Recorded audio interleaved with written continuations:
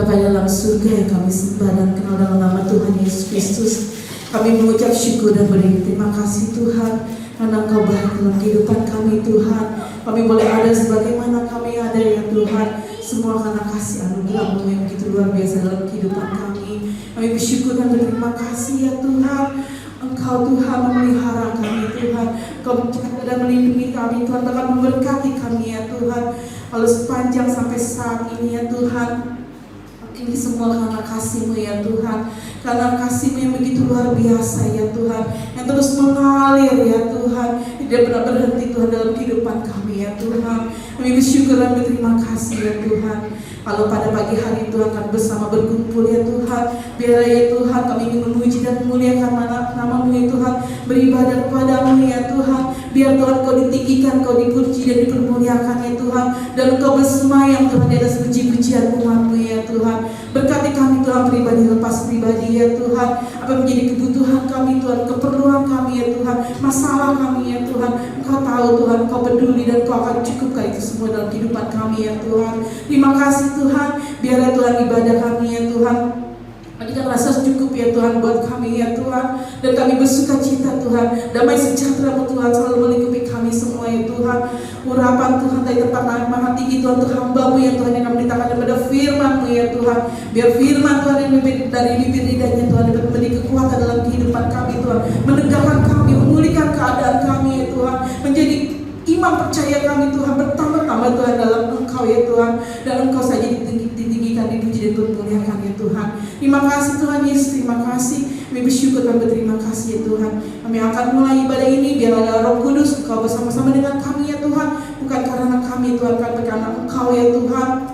Kami boleh memuji dan memuliakan nama-Mu ya Tuhan. Terima kasih Tuhan Yesus, hanya dalam nama Tuhan Yesus Kristus Tuhan bersama kami yang hidup. Haleluya, terima kasih Tuhan. Amin. Tuhan, silakan duduk saudara. Haleluya.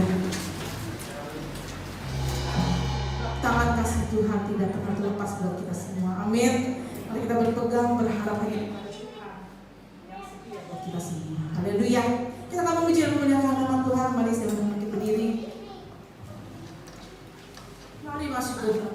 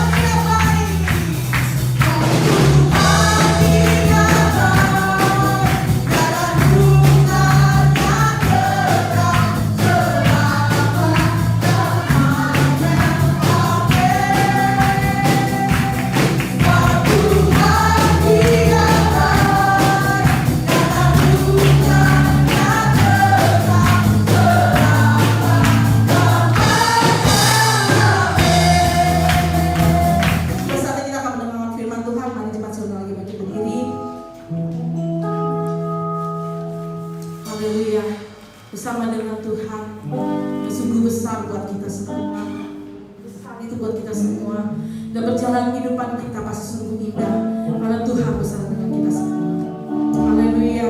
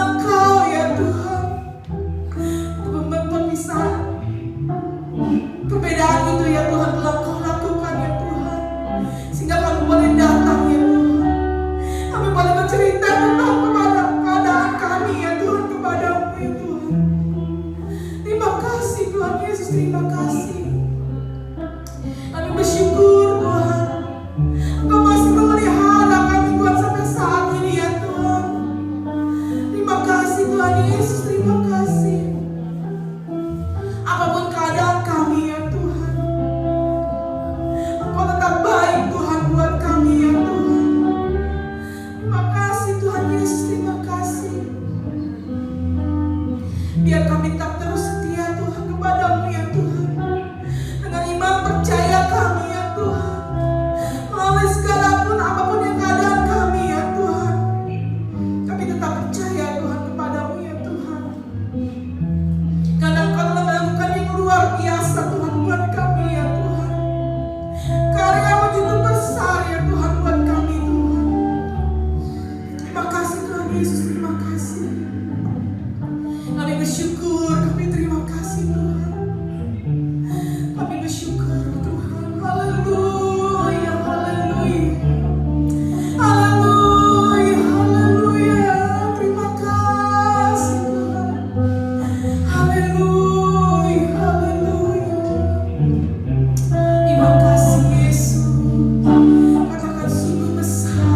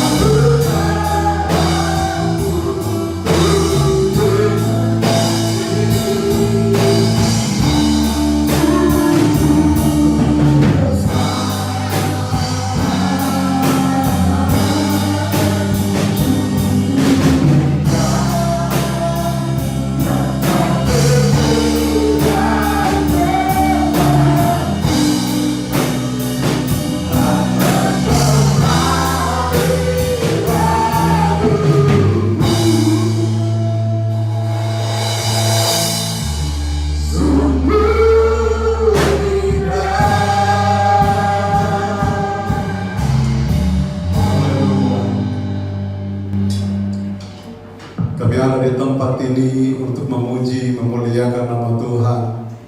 Karena begitu kasih-Mu yang besar, pengorbanan-Mu dalam kehidupan kami begitu besar, sehingga kami boleh ada di tempat ini untuk menyenangkan hati Tuhan. Kerinduan kami untuk membalas segala kebaikan Tuhan dalam kehidupan kami, karena Engkau Allah yang terlalu baik, yang sudah mengangkat kami, yang sudah menyelamatkan kami. Pertolongan-Mu begitu sempurna di dalam kehidupan kami ya Tuhan, sampai pada saat ini. Bapa, terima kasih. Sebentar kami akan mendengarkan kebenaran firman Tuhan. Berbicara lagi bagi kami semua, urapi hamba-Mu, urapi kami semua. Dan kebenaran firman Allah yang Engkau taruhkan di dalam hati dari hamba-Mu, itu dapat tersampaikan kepada kami semua yang hadir dan memberkati kami semua pada saat ini.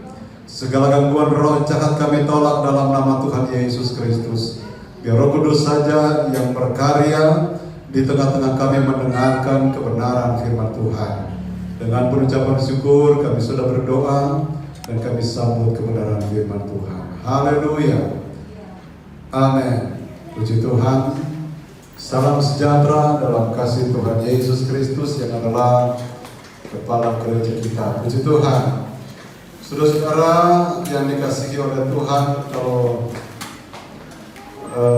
minggu yang lalu kita sudah melihat atau belajar bersama tentang Yesus adalah kebenaran. Yesus sendiri yang menyampaikan kebenaran itu. Ya, Yesus menyampaikan kebenaran kepada orang-orang Yahudi ketika itu. Dan pada kesempatan ini kita akan melihat lagi saudara bahwa Roh Kudus adalah roh kebenaran. Kita beberapa waktu yang lalu sudah banyak belajar atau mendengar akan kebenaran tentang Roh Kudus. Siapa Roh Kudus, sumbernya dari mana, dan lain sebagainya. Dan kesempatan ini, saudara, kita akan kembali melihat bahwa Roh Kudus adalah roh kebenaran. Dan kalau berbicara bahwa Roh Kudus itu adalah roh kebenaran, maka tentu kita akan melihat siapa yang memberitahukan, siapa yang menyampaikan, siapa yang mengingatkan atau yang memunculkan akan hal ini.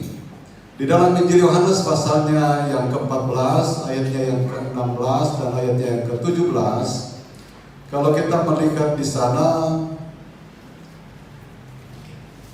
apa yang dikatakan oleh Yesus sendiri, ya, aku akan minta kepada Bapa, dan Ia akan memberikan kepadamu seorang penolong yang lain, supaya Ia menyertai kamu selama-lamanya, yaitu roh kebenaran.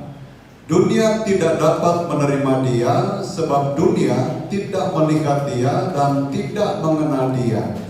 Tetapi kamu mengenal Dia, sebab Ia menyertai kamu dan akan diam di dalam kamu. Nah, saudara-saudara, kita perhatikan di dalam ayatnya yang ke-16 ini, berbicara tentang apa yang Tuhan janjikan untuk Dia minta kepada Bapa. Yesus berkata bahwa Dia akan minta kepada Bapa. Aku akan minta kepada Bapa, Ia akan berikan kepadamu seorang penolong yang lain, supaya Ia menyertai kamu selama-lamanya. Seorang penolong yang lain. Kita tahu bahwa pada waktu Yesus bersama-sama atau berada di dalam dunia ini, kurang lebih tiga setengah tahun, atau katakanlah 33,5 tahun Dia berada di dalam dunia ini, dan Dialah yang menjadi penolong buat orang-orang yang percaya kepadanya. Tetapi Yesus berkata seperti ini karena tidak lama lagi Dia akan menghadapi kematian dan kemudian naik ke sorga.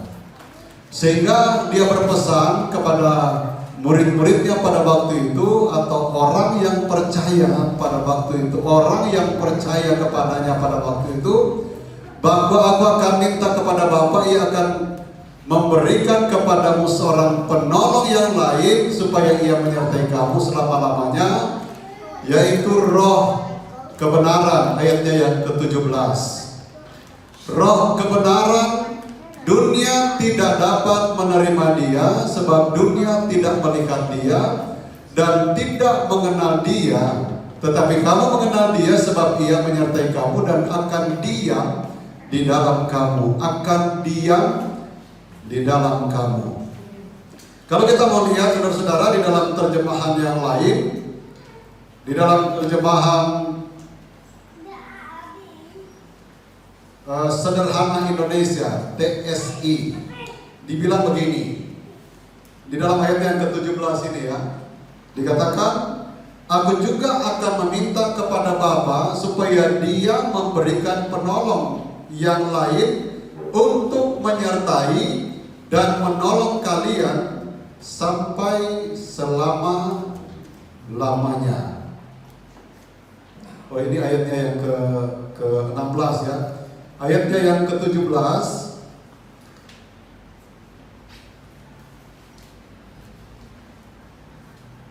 dikatakan begini, penolong itu adalah roh kebenaran yang akan mengajarkan hal-hal yang benar kepada kalian.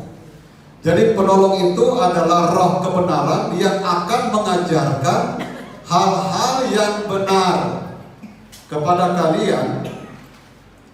Orang-orang duniawi tidak bisa menerima dia.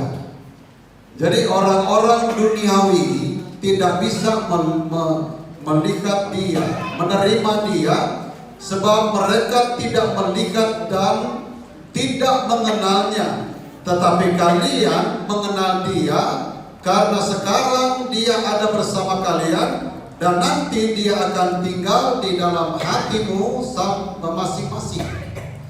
Nah, saudara-saudara, kalau kita perhatikan di sini ada seperti dibagi oleh Yesus bahwa ada orang dunia dan orang yang percaya kepada Tuhan. Nah, digambarkan oleh Yesus di sini adalah orang dunia adalah menjalankan aktivitas keduniawiannya atau hal-hal yang bertentangan dengan Allah. Mereka itu tidak mengenal dia, tidak melihat dia. Tetapi berbeda dengan orang yang percaya kepada Tuhan, orang yang menjalankan perintah Tuhan, maka orang itu pasti mengenal dia, mengenal Roh Kudus dan melihat Roh Kudus itu. Bagaimana caranya kita bisa mengenal dia? Kita kenal Roh Kudus, saudara? Ada haleluya. Kita sudah belajar tentang Tritunggal. Jadi Roh Kudus itu adalah salah satu dari ketritunggalan Allah. Allah Bapa, Allah Anak, dan Allah Roh Kudus. Nah, pada waktu Yesus berada di dalam dunia ini, Yesuslah yang berperan untuk mengingatkan, untuk mengajar, untuk menjadi penolong orang-orang yang datang percaya kepadanya. Sehingga kita lihat ada begitu banyak mujizat yang dilakukan oleh Yesus pada waktu dia berada di dalam dunia ini. Pekerjaan yang dilakukan oleh Yesus kurang lebih 3,5 tahun. Dan dia memperlihatkan hal-hal yang ajaib. Dia memperlihatkan begitu banyak mujizat yang terjadi. Bahkan orang mati pun dapat dibangkitkan. Dan dia berkata bahwa dia akan meminta kepada Bapa penolong yang lain yang akan menjalankan atau melakukan perkara-perkara yang ajaib yang sudah pernah dilakukan oleh Yesus, dan bahkan lebih daripada itu. Nah, kita melihat di sini, saudara, bahwa apa yang dikatakan oleh Yesus di sini mengingatkan bahwa kalau kita bagi tadi antara orang dunia, yang artinya orang yang tidak melakukan kehendak Tuhan, tidak menjalankan kebenaran, tidak mau percaya kepada Tuhan. Di awal daripada penciptaan manusia, saya selalu ingatkan bahwa yang mempengaruhi manusia sehingga berdosa adalah kuasa kegelapan. Sehingga dengan berjalannya waktu, muncullah di zaman Nuh. Kita tahu bahwa kejahatan manusia itu begitu hebat di pemandangan Allah. Apa yang dikatakan di dalam Kejadian pasal 6 ayat yang ke-5, itu di zaman Nuh. Ketika dilihat Tuhan bahwa kejahatan manusia besar di bumi dan bahwa segala kecenderungan hatinya selalu membuahkan kejahatan semata-mata. Inilah saudara-saudara yang digambarkan oleh di dalam kejadian ini, bahwa kejahatan manusia itu sudah terlalu besar di pemandangan Allah. Itu diawali dari mana? Diawali dari ayat sebelumnya, disebutkan di sana atau dikatakan di sana bahwa orang-orang yang tidak percaya kepada Allah dan anak-anak Allah, mereka kawin. dan pengaruh daripada orang yang tidak percaya kepada Allah terlalu berat, terlalu besar, sehingga anak-anak Allah mereka mengikuti apa yang dilakukan oleh orang-orang yang tidak percaya kepadanya. Sehingga muncullah ayat ini kemudian dikatakan, ketika dilihat Tuhan bahwa kejahatan manusia besar di bumi dan bahwa segala kecenderungan hatinya selalu membuahkan kejahatan semata-mata, selalu membuahkan kejahatan. Apa yang mereka pikirkan, apa yang ada di dalam hati mereka senantiasa jahat di mata Tuhan. Kalau kita melihat di dalam terjemahan yang lain, dikatakan begini, Tuhan melihat bahwa manusia di muka bumi sudah sangat jahat, dan isi hati mereka pun jahat. Isi hati mereka pun jahat. Nah, kalau kita kembalikan kepada Injil Yohanes tadi, saudara-saudara, bahwa Yesus mengadakan satu perbedaan. Dia memisahkan antara dunia, antara orang yang tidak percaya kepada Tuhan dan orang yang percaya kepada Tuhan. Nah, saudara-saudara, sebagai orang yang percaya kepada Tuhan, kita diberikan pilihan, mau pilih yang mana. Sebab kejahatan itu sudah diwariskan kepada semua manusia, tidak terkecuali juga, saudara-saudara, tidak terlepas orang juga yang percaya kepada Tuhan. Kalau saya bertanya di sini, siapa di antara saudara yang sudah tidak pernah membenci orang lain? Boleh mengangkat tangan? Firman Tuhan katakan, membenci saudaranya adalah seorang apa, saudara? Pembunuh manusia. Itu kejahatan. Membunuh kan itu kejahatan. Masih terlalu banyak kejahatan-kejahatan yang ada di dalam dunia ini juga masih mengintai kehidupan orang yang percaya kepadanya. Itulah sebabnya, saudara-saudara, kalau kita memperhatikan dengan berjalannya waktu, kejahatan di dalam Kejadian 6 pasal 6 ayat yang kelima tadi itu terus berlanjut. Sekalipun saudara-saudara sudah dipunahkan, dihilangkan pada waktu itu, pada waktu zaman Nuh, mereka dibinasakan dengan air bah. Tidak ada satupun yang hidup selain keluarga Nuh. Tetapi pada waktu itu pun, saudara-saudara, muncul lagi kejahatan yang lain.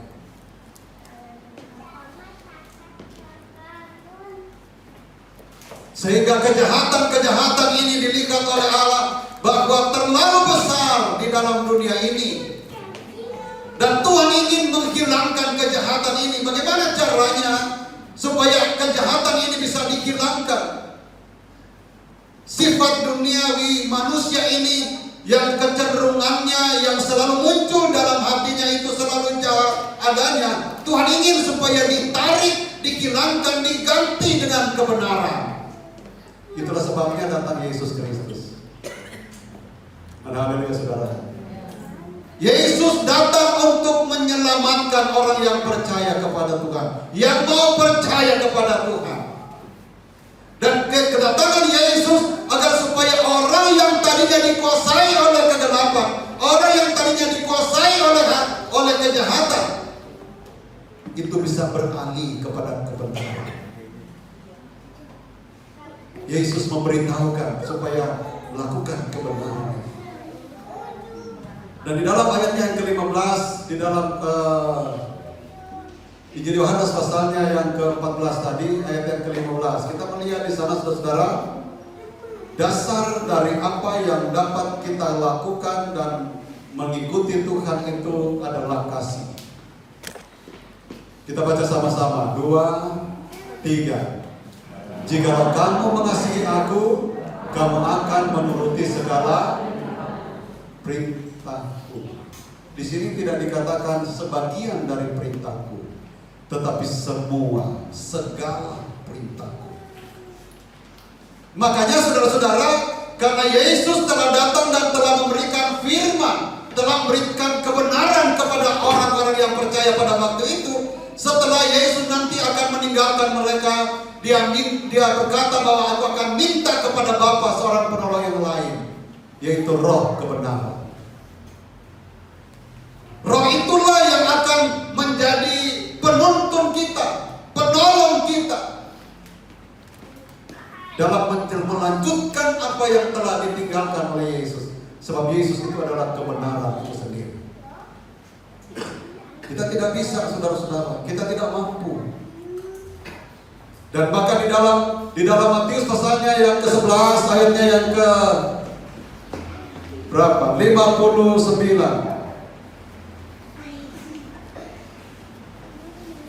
29, bukan 59. Dikatakan begini, pikulah kuk yang kupasang dan belajarlah padaku, karena aku lemah lembut dan rendah hati, dan jiwamu akan mendapat ketenangan. Jadi saudara-saudara, kalau kita melihat bahwa menjalankan kebenaran firman Allah memang tidak segampang yang seringkali kita pikirkan.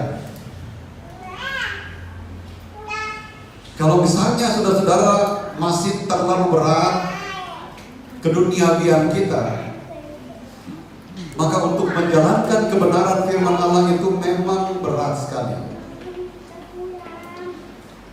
Keinginan dunia ini, keinginan daging ini, saudara-saudara, ini adalah merupakan satu tantangan yang berat bagi orang yang percaya.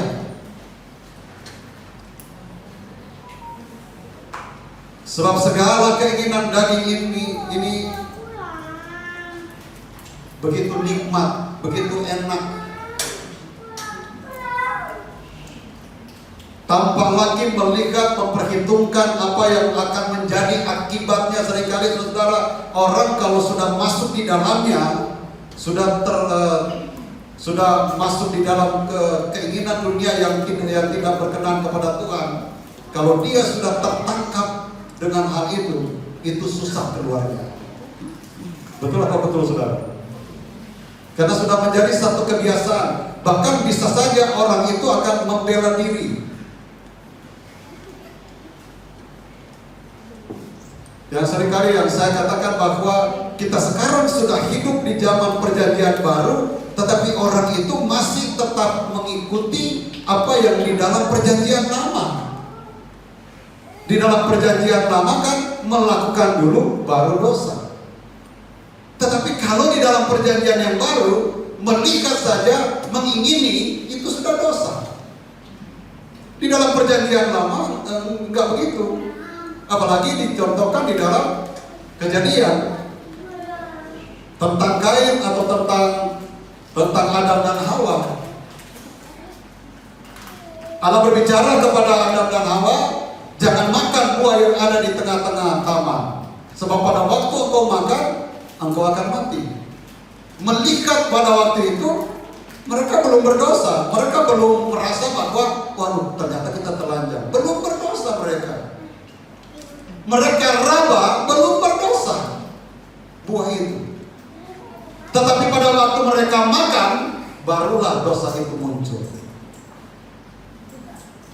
Sama juga dengan Kain. Pada waktu dia panas hatinya, Allah kan berbicara bahwa ada kesempatan untuk menyadari itu belum dosa. Panas hati pada waktu itu, saudara-saudara. Kalau sekarang kan marah, benci, dia kan pada waktu itu panas hati, dia sudah benci kepada adiknya karena persembahannya tidak diterima, sementara persembahan adiknya diterima. Benci dia, sakit hati dia, panas hatinya. Dan Allah berfirman kepadanya supaya terjadi perubahan. Dia tidak mau dengar. Pada waktu dia membunuh adiknya, baru itu dosa. Itu di dalam perjanjian yang lama. Nah, banyak orang yang masih mengikuti perjanjian yang lama mau diterapkan di dalam perjanjian yang baru, yang di dalamnya saudara-saudara menjalankan hukum kasih, tetapi apa yang dijalankan oleh hukum kasih ini diatur oleh kebenaran firman Allah. Kebenaran itu tetap menjadi patokan yang utama, sehingga dikatakan di dalam kebenaran firman Allah, kalau kita melihat saja mengingini, itu sudah dosa. Di dalam perjanjian lama kan tidak seperti itu. Itulah sebabnya saudara-saudara, kalau kita melihat apa yang diinginkan oleh Allah, kenapa dia minta seorang penolong yang lain, yaitu Roh kebenaran atau Roh Kudus, supaya dia mengingatkan ini salah, tidak boleh dilakukan. Bahkan ditegaskan bahwa kalau ya katakan ya, tidak katakan tidak. Selain daripada itu berasal dari si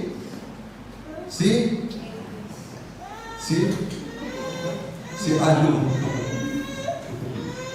si jahat. Nah, mari saudara-saudara kita bisa memahami di sini bahwa apa yang menjadi kehendak Allah melalui Yesus Kristus di dalam pembelajaran kita pada kesempatan ini, itu kita tanamkan di dalam kehidupan kita. Sebab kita berjuang di dalam dunia ini, kita bagaikan seorang yang berperang.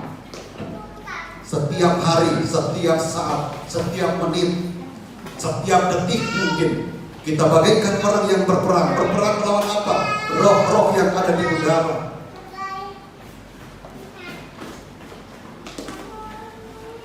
Yang seringkali tanpa kita sadari nempel di pikiran kita, di hati kita, di tangan kita, di mata kita, di mulut kita, ya kan? Betul apa betul saudara? Kan itu bagian dari roh-roh jahat yang kalau kita belajar pada waktu yang lalu, saudara-saudara, seorang yang dikuasai oleh roh jahat, berapa banyak? Yang dinamakan legion, yang artinya banyak. Berapa banyak? 2000. Dihitung dari mana? Dari babi-babi yang roh-roh itu masuk. Nah, coba bayangkan 2000 ini saudara-saudara, kemungkinan kalau babi-babi itu 5000, mungkin 5000 juga roh itu yang masuk. Karena babinya 2000, ya udah 2000. Jadi banyak sekali roh-roh itu saudara-saudara yang ingin menguasai seseorang. Puji Tuhan, saudara-saudara, kita ada di tempat ini karena ada Roh Kudus. Amin. Karena Roh Allah itu mendorong kita, karena Roh itu berkuasa atas kita, dan kita mau dituntun oleh Roh itu. Dan kita tidak mau terikat dengan roh jahat. Hujan aja tadi, coba kalau misalnya dia kencang, mungkin ada juga yang tidak datang. Nah, sekarang kita akan melihat saudara-saudara bagaimana kuasa Allah berkarya dalam kehidupan kita. Asalkan kita mau dituntun, roh itu sudah Dia berikan kepada kita.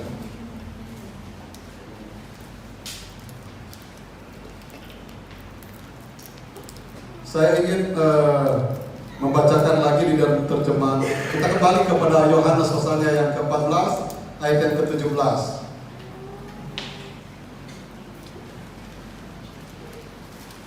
Yaitu roh kebenaran, dunia tidak dapat menerima dia, sebab dunia tidak melihat dia dan tidak mengenal dia. Tetapi kamu mengenal dia, sebab dia menyertai kamu dan akan diam di dalam kamu. Saya baca lagi di dalam terjemahan yang lain tadi. Penolong itu adalah roh kebenaran yang akan mengajarkan hal-hal yang benar kepada kalian. Jadi saudara-saudara, kalau misalnya kita mendengar hal-hal yang tidak benar, itu pasti bukan dari roh Allah. Amin. Sebab roh Allah mengajarkan kepada kita hal-hal yang benar.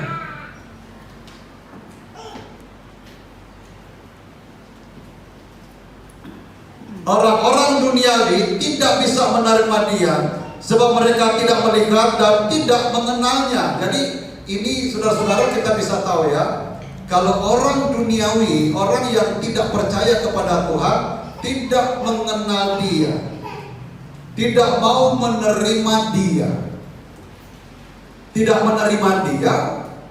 dan tidak mengenalnya. Jadi ini saudara-saudara, ada perbedaan antara orang yang percaya dan orang yang tidak percaya kepada Tuhan. Nah, kalau kita mengenal dia, dikatakan di dalam bagian yang terakhir, tetapi kalian mengenal dia. Amin. Kita kenal Yesus, ada haleluya saudara. Kita kenal Roh Kudus di dalam kehidupan kita. Karena sekarang dia ada bersama kalian. Roh itu pada waktu percaya, pada waktu diselamatkan, Roh itulah yang menarik kita, dan Roh itu sudah ada di dalam kehidupan kita, dan Roh itu sudah ada kepada murid-murid pada waktu itu. Karena Roh itulah yang menarik mereka untuk mengikuti Yesus. Dan nanti dia akan tinggal di dalam hatimu masing-masing. Dan nanti dia akan tinggal di dalam hatimu masing-masing, pribadi lewat pribadi. Kalau kita melihat hal ini saudara, jadi Tuhan itu adil, dan dia ingin melihat kehidupan manusia. Kalau dia percaya kepada Tuhan, maka dia akan menjalankan apa yang menjadi kebenaran yang Tuhan berikan. Dan orang yang percaya kepada Tuhan, saudara, kalau dia sungguh-sungguh, maka Tuhan akan memperhatikan dia secara pribadi. Sebab bukan tidak mungkin, misalnya katakanlah saudara-saudara, suami istri tidak selamanya sepaham. Ada kalanya juga saudara-saudara yang dipertahankan sudah melanggar firman misalnya yang satu, tetapi kemudian yang satu dia menegakkan kebenaran. Itu bisa terjadi. Makanya saudara-saudara, Roh itu dikatakan di dalam bagian yang terakhir, dia akan tinggal di dalam hatimu masing-masing. Jadi siapa yang mau mengikuti teladannya, siapa yang mau ditolong oleh dia, siapa yang meminta dia, siapa yang mau dilindungi dan dituntun oleh Roh Kudus, maka dialah yang akan mendapatkan satu tempat yang indah. Roh Kudus itu akan datang kepadanya sendiri. Jadi kehidupan kita, perjalanan hidup kita saudara-saudara, adalah satu perjalanan. Memang dalam berjuang kita bisa sama-sama, tetapi untuk mencari sesuatu yang rohani itu sangat-sangat pribadi. Sehingga diinginkan oleh Tuhan supaya kehidupan kita semua sebagai orang yang percaya kepada Tuhan dipenuhi oleh Roh Kudus. Sebab saudara-saudara, Rasul Paulus dia memberikan suatu penjelasan tentang orang-orang yang mengikuti daging, ya, yang mengikuti keinginan daging, dan orang-orang yang mengikuti keinginan roh. Kita bisa belajar di situ, saudara-saudara, di mana kehidupan orang-orang yang mengikuti keinginannya, keinginan duniawi, dalam kata tanda kutip, saudara-saudara, ya, orang yang keinginan duniawi yang tidak percaya kepada Tuhan dan tidak mau melakukan akan kebenaran firman Tuhan. Ayat-ayat yang saya kira sudah tidak asing lagi, saya ingin kembali membacakannya. Di dalam Galatia pasalnya yang ke-5, mulai ayatnya yang ke-19, yaitu keinginan roh dan keinginan daging. Yang pertama kita melihat di sini yaitu keinginan daging. Perbuatan daging telah nyata, yaitu percabulan, kecemaran, hawa nafsu. Ayat 20, penyembahan berhala, sihir, perseteruan, perselisihan, iri hati, amarah, kepentingan diri sendiri, pencitraan, roh pemecah, kedengkian, kemabukan, pesta pora, dan sebagainya. Berarti masih banyak lagi, saudara ya. Lalu dikatakan, terhadap semuanya itu kuperingatkan kamu seperti yang telah kubuat dahulu, bahwa barang siapa melakukan hal-hal yang demikian, ia tidak akan mendapat bagian dalam kerajaan Allah. Cukup tegas, saudara ya. Ada haleluya, saudara. Jadi ini adalah keadaan yang muncul dalam kehidupan manusia. Iri hati, dengki, percideraan, dan lain sebagainya. Tadi banyak sekali dan masih banyak lagi yang belum dicatat. Ini semua perlu dihindari dari kehidupan orang yang percaya kepada Tuhan. Sebab hal-hal ini, saudara-saudara, kalau itu sudah melekat, itu akan membawa orang itu kepada kebinasaan. Sebab dikatakan di dalam ayat ini kan, hal-hal, tetapi semuanya itu kuperingatkan kamu seperti yang telah kubuat dahulu, bahwa barang siapa melakukan hal-hal yang demikian, ia tidak dapat mendapat bagian dalam kerajaan Allah. Tetapi kita bersyukur kepada Tuhan, Roh Kudus ada bersama dengan kita. Itulah sebabnya saudara-saudara, datang kepada Tuhan dan betul-betul kita dipenuhi oleh kuasa Roh Kudus. Sebab seseorang yang dipenuhi dengan kuasa Roh Kudus itu akan terpancar melalui perilakunya, tindakannya, kehidupannya sehari-hari, itu akan terpancar. Karena apa? Karena orang yang dipenuhi dengan Roh Kudus, dia membiarkan dirinya untuk dituntun oleh Roh Kudus, untuk dikuasai oleh Roh Kudus.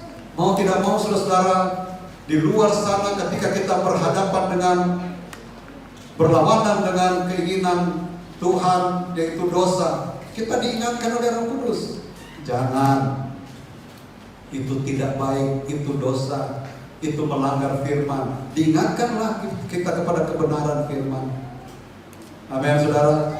Jadi enak gak kalau kita mau dipimpin oleh Roh Kudus? Kalau Roh Kudus itu menguasai kehidupan kita, dan itu diberikan oleh Allah, diminta oleh Yesus kepada Allah, kepada Bapa, supaya dia datang, supaya dia diberikan kepada orang yang percaya. Ayatnya yang ke 22. Nah, ini berbicara tentang roh. Tetapi buah roh ialah kasih, sukacita, damai sejahtera, kesabaran, kemurahan, kebaikan, kesetiaan. Ayat 23. Kelemah lembutan, penguasaan diri. Tidak ada hukum yang menentang hal-hal itu. Jadi kalau kita kembali kepada 2 Petrus, kalau tidak salah, di sana mengungkapkan tentang kalau semuanya itu ada pada kita, hal-hal yang baik itu ada pada kita, maka tidak ada satupun yang membuat kita tersandung. Iman kita mantap, hal-hal yang luar biasa, kasih kita mantap. Mengasihi bukan formalitas, karena seringkali saudara kan kita melihat orang kalau di kasat mata, wah kelihatan baik banget orang itu. Tapi coba kalau sudah di luar, tapi di sini tidak ada. Ada haleluya, saudara? Amin. Sebab banyak di luar sana, saudara-saudara, di depan mata berhadapan baiknya ampun minta. Tapi coba sudah di luar sana, wah, sudah berbeda lagi. Jadi kita harus melihat, saudara-saudara, apa yang diminta oleh firman Allah kita harus lakukan. Bukankah di dalam Yohanes tadi dikatakan, orang yang mengasihi Yesus, maka dia akan melakukan perintah Yesus. Amin. Dan salah satu perintah Yesus adalah saling mengasihi satu sama yang lain. Bukan saling mendengki, bukan saling membenci. Itu adalah perbuatan daging yang tadi kita baca, saudara-saudara.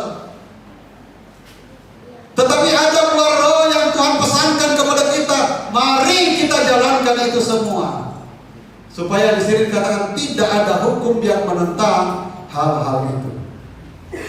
Artinya saudara-saudara, tidak ada yang bisa menghambat kita. Tidak ada yang bisa membuat kita tersandung. Sehingga kalau kita sudah menjalankan akan semuanya ini, kalau masih ada orang yang ngomongin kita, nah itu tanggung jawabnya sama Tuhan. Amin. Ada haleluya saudara. Sebab yang tahu kan Tuhan. Ayat yang ke-24. Barang siapa menjadi milik Kristus, nah ini saudara, ia telah menyalibkan daging dengan segala hawa nafsu keinginannya. Ada haleluya saudara. Dia sudah menyalibkan. Makanya tadi kan saya katakan, di luar sana banyak tawaran atau mungkin godaan-godaan. Kalau itu dosa, kita sudah salibkan. Disalibkan dengan apa? Dengan kuasa Yesus. Bukankah Yesus mati? Dia tersalib karena menebus dosa-dosa manusia. Jadi dosa-dosa itu ditancapkan melalui salib Yesus. Dan penderitaan Yesus itu memang begitu hebat dan luar biasa, di mana tidak ada satupun yang di dalam dunia ini menahan akan penderitaan itu. Kita mah disinggung sedikit aja udah berontak mungkin ya. Betul saudara. Dan seperti saya katakan tadi kan, kita sudah hidup di zaman perjanjian yang baru, tapi masih ikut yang perjanjian lama. Kan kalau di perjanjian yang lama, kalau ditampar, balas tampar. Betul ya saudara ya? Di perjanjian baru apa? Kalau ditampar pipi kiri, kasih pipi kanan. Memang seolah-olah nggak seimbang, tetapi ini mencerminkan seseorang yang mau dibentuk dan mau mengasihi Tuhan.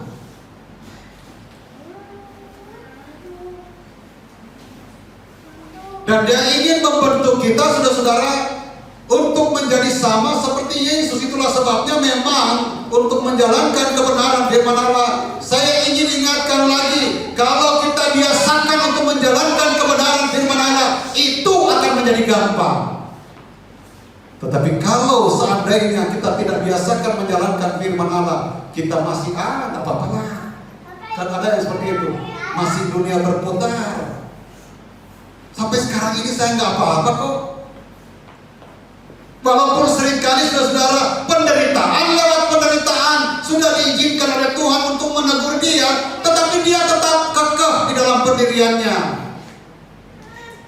Nah, kalau seandainya kita menjalankan kebenaran firman Allah dan kita melakukan, kita dikatakan tadi belajar dari Yesus, belajar untuk memikul kuk yang diizinkan, yang diberikan oleh Yesus. Dia lemah lembut dan rendah hati. Maka segala sesuatu yang kita alami dalam dunia ini, saudara-saudara, itu tidak sebanding dengan kemuliaan yang Tuhan ingin berikan.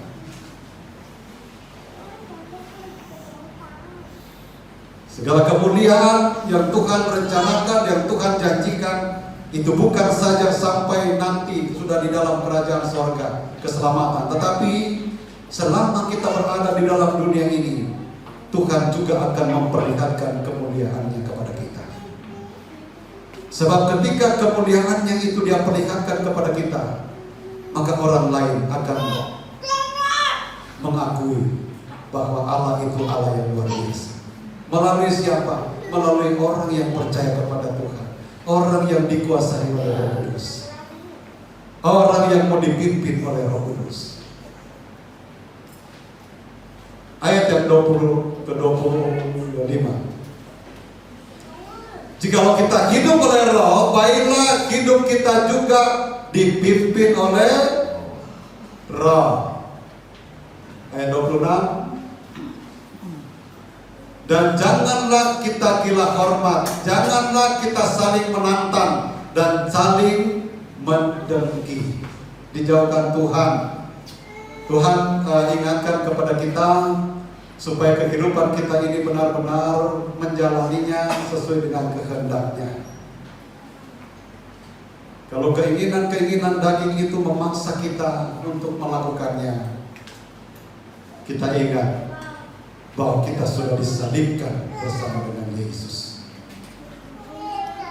Disalibkan itu berarti kita bisa menahan diri, menyalibkan diri. Itulah sebabnya kan puasa, salah satu arti dari puasa itu adalah menyalibkan diri, kedagingan kita, nafsu. Itu berpuasa. Kita salibkan keinginan kita. Biasa kita makan satu hari 3 kali, malah seringkali 4 kali.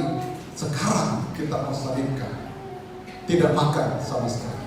Itu baru satu hari. Kalau 2 hari, ada di sini yang sudah pernah 2 hari, ada yang sudah pernah 3 hari, 4 hari, 5 hari. Nah, semuanya itu adalah tujuannya supaya disalibkan keinginan daging kita. Dan ketika kita menjalankan itu semua, saudara-saudara, ada rahasia-rahasia Tuhan yang Tuhan sampaikan kepada kita. Dan teristimewa saudara-saudara, nafsu kita ini, keinginan kita ini.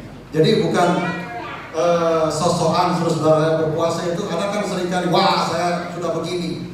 Jangan juga jadi sosokan saudara-saudara. Karena yang didikat oleh Tuhan adalah hati kita, motivasi kita untuk menjalankan itu.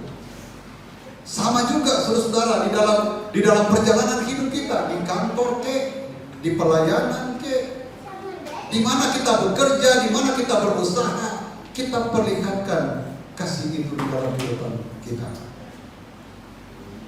Kita perlihatkan ada perbedaan sifat kita sebagai orang yang percaya dengan orang yang tidak percaya. Jangan sampai kan keluar kata-kata dari luar sana, katanya orang percaya.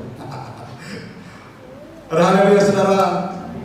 Tetapi kita ada perbedaan. Memang Yesus tadi kan sudah membuat satu perbedaan di dalam pembacaan kita tadi, bahwa orang dunia, orang yang tidak percaya kepada Tuhan, tidak mengenal Roh Kudus, tidak percaya kepada Roh Kudus. Tetapi puji Tuhan, kita percaya kepada Roh Kudus dan kita mengenalnya. Dan kita ada di dalam lingkungan Roh Allah itu.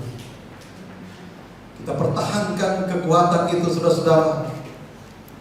Karena kalau kita pertahankan hal itu, segala pergumulan kita yang mungkin buat kita itu terlalu berat, tetapi bagi Tuhan tidak ada perkara yang mustahil. Itu ringan di hadapan Tuhan. Tetapi mungkin saudara, saya ingatkan lagi, mungkin kalau kita sedang diproses, diizinkan oleh Tuhan untuk mengalami sesuatu yang tidak kita harapkan, buat daging ini kok seolah-olah begitu luar biasa menderitanya. Tetapi ingat kebenaran firman Allah.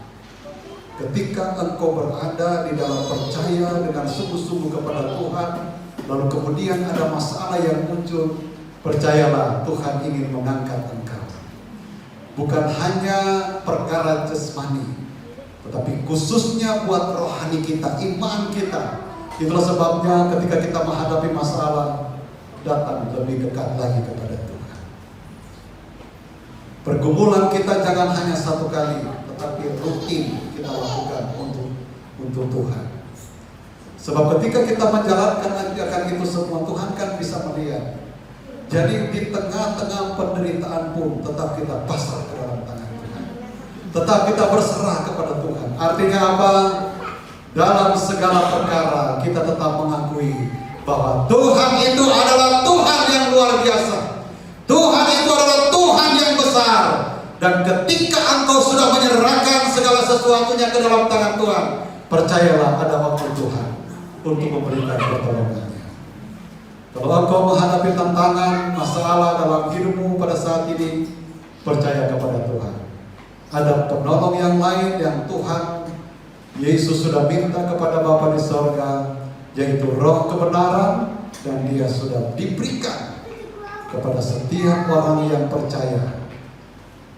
Pada waktu di kamar loteng Yerusalem, ada 120 orang yang dipenuhi dengan Roh Kudus.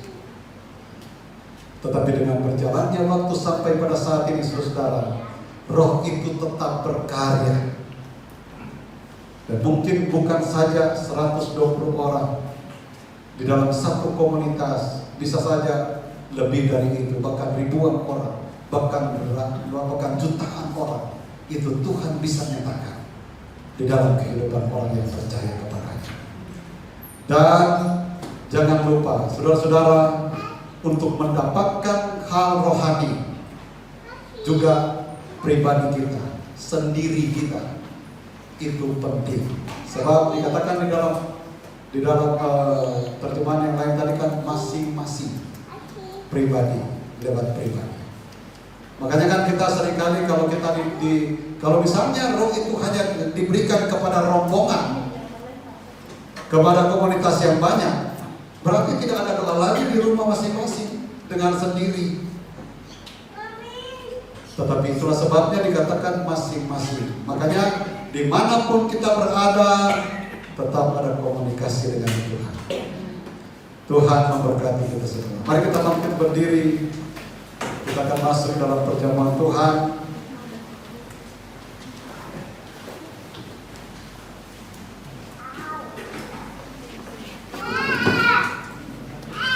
Kita naikkan pujian, belum pernah ada kasih di dunia. Kalau di dunia mungkin banyak yang menolak kita, tetapi kasih Tuhan menjangkau kita dan selalu mempedulikan. Belum pernah ada. Saya undang pelayan-pelayan perjamuan datang di dalam.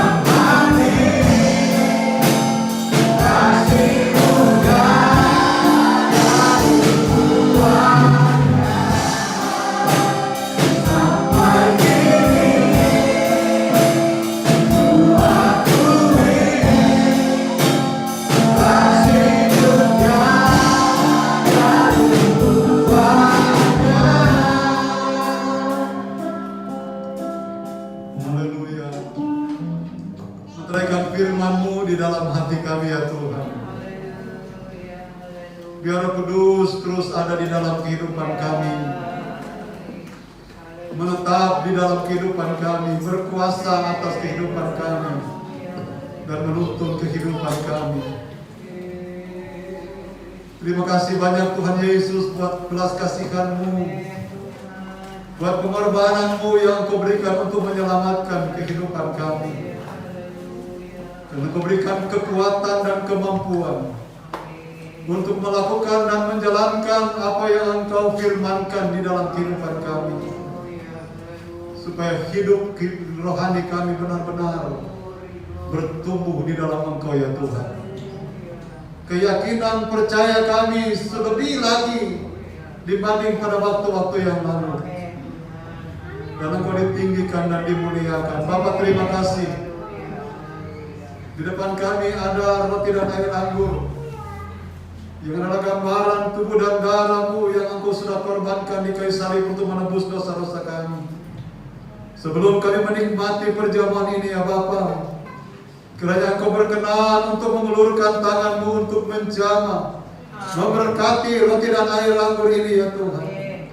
Dan pada saat kami makan dan minum, benar-benar kami menikmati tubuh dan darah Yesus yang sudah dikorbankan di kayu salib. Dan kami percaya segala dosa-dosa kami sebesar apapun oleh darah Yesus semuanya sudah dihapuskan. Dan kalaupun kami menghadapi masalah dalam hidup ini, baik sakit penyakit, baik masalah pekerjaan, rumah tangga, keluarga, usaha, dalam nama Tuhan Yesus Kristus melalui bilur Yesus, semua sudah ditolong oleh Tuhan. Dan Engkau melayakkan kami untuk menerima perjamuan ini Tuhan. Dan pada saat kami menikmati perjamuan ini, kami mohon kiranya Engkau berkarya di dalam setiap kehidupan kami semua pada saat ini ya Tuhan. Nyatakan bagi kami semua yang sakit disembuhkan pada saat ini dalam nama Tuhan Yesus Kristus. Yang lemah dikuatkan dalam nama Tuhan Yesus Kristus. Yang bermasalah ditolong oleh Tuhan. Yang berkekurangan dicukupkan oleh Tuhan dalam nama Tuhan Yesus Kristus. Dan itu yang akan Engkau nyatakan di dalam kehidupan kami dan menjadi iman kami kepada Tuhan. Terima kasih Tuhan, kalau ada kekurangan, kelemahan, Tuhan tolong ampuni. Layakkan kami untuk menerima perjamuan ini, supaya benar-benar kami menikmati satu bukti nyata perkara yang ajaib dan luar biasa, mujizat terjadi di dalam setiap kehidupan kami semua. Dalam nama Tuhan Yesus Kristus kami berdoa dan mengucap syukur. Haleluya. Silakan duduk.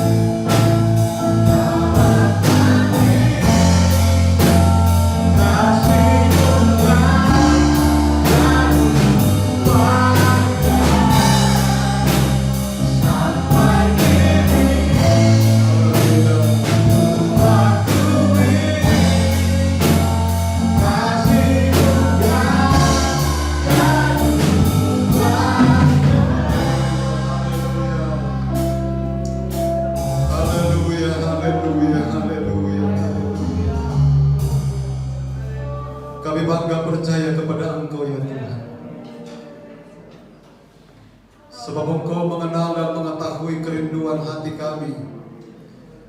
Bahkan Engkau menyatakan kuasa yang besar dalam setiap hidup kami. Engkau ingin menyatakan juga perkara-perkara yang heran dalam hidup kami. Dan Engkau ini dalam merupakan satu bukti bahwa kasih-Mu masih ada. Kasih-Mu masih kami rasakan. Kasih-Mu ada di dalam setiap kehidupan kami. Terima kasih Tuhan Yesus. Dan kasih itu juga akan berkarya di tengah-tengah kami pada saat ini. Haleluya. Kita mengangkat roti dan kita dengar firman Tuhan. Sebab apa yang telah aku teruskan kepadamu telah aku terima dari Tuhan, yaitu bahwa Tuhan Yesus pada malam waktu Ia diserahkan mengambil roti, dan sesudah itu Ia mengucap syukur atasnya. Ia memecah-mecahkannya dan berkata, inilah tubuhku yang diserahkan bagi kamu. Perbuatlah ini menjadi peringatan akan aku. Dengan iman, mari kita makan di dalam nama Tuhan Yesus Kristus. Haleluya.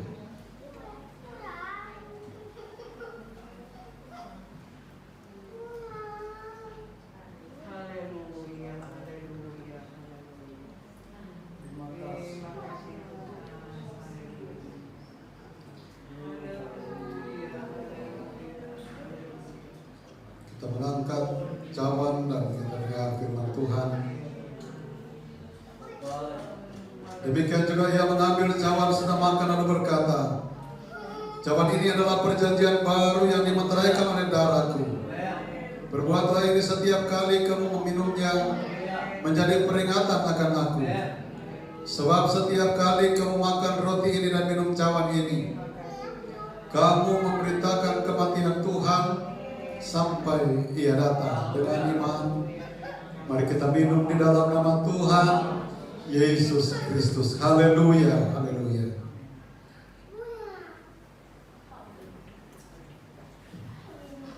Haleluya.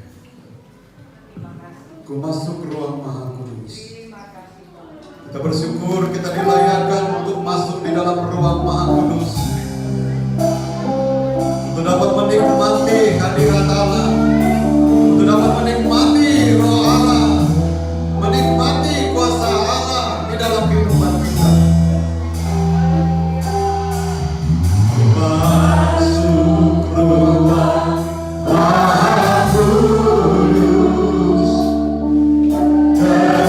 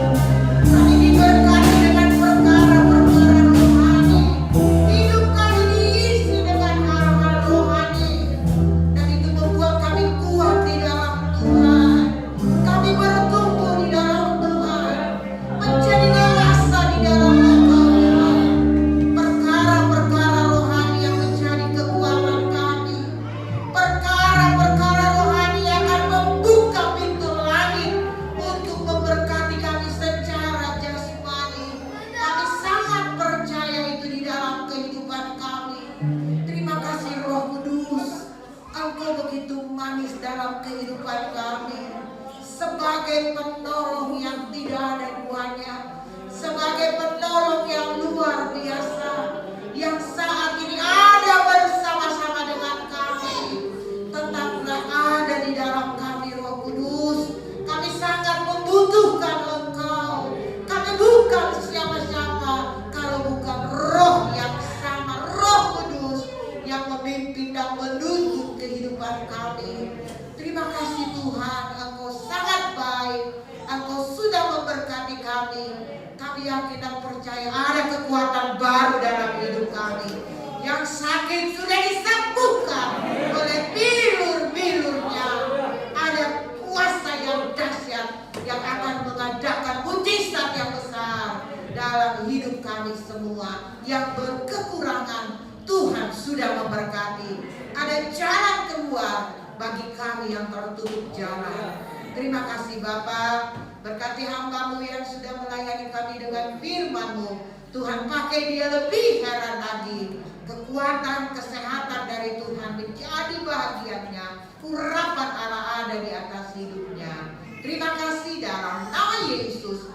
Kami terima firman-Mu, kami terima tubuh dan darah-Mu. Haleluya. Amin. Silakan duduk. Tuhan memberkati kita semua. Mari kita bangkit berdiri dan akhiri ibadah kita pada siang hari ini dengan nyanyikan doa Yabes. Saya kembalikan kepada Bapak Gembala.